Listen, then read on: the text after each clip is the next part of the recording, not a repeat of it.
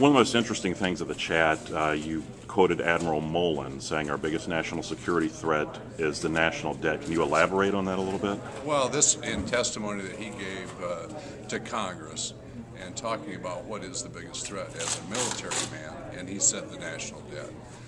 Because he understands that that undermines our national security and that our defense. But certainly if our economy goes down, which this debt will cause us over time, that will destroy our economy, that we will be a third-level country. And that's simply not acceptable. We're Americans, and he understands that.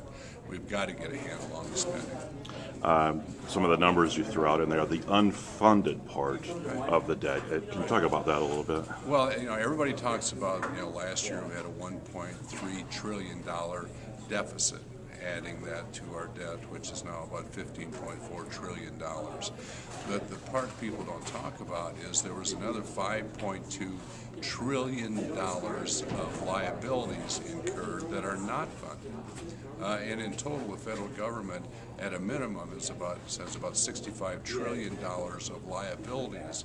Those are pensions for federal workers, they are pensions for military, obligations that there's no money in the bank for. At least Social Security and Medicare, people are paying into a fund.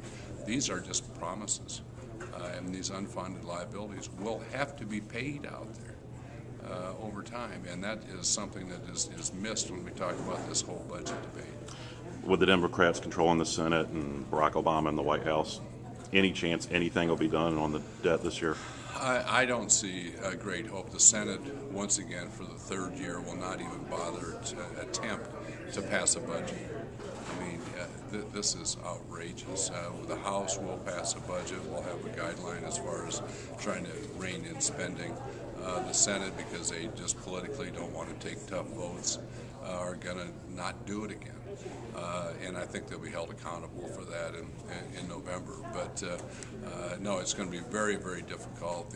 Probably the only thing I see initially is this payroll tax extension, some kind of an agreement coming out of that, and some extenders as far as some of the tax policy things. But as far as anything big to really address the problem, no, it's not going to happen this year with this president and that Senate.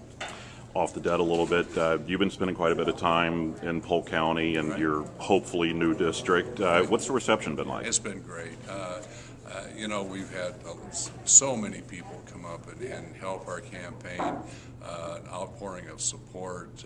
I think as an indication, the night of the caucus, we had, there's 384 precinct caucus in this new district. We had somebody at every one of those 384 sites, and to talk about our campaign, to represent us there.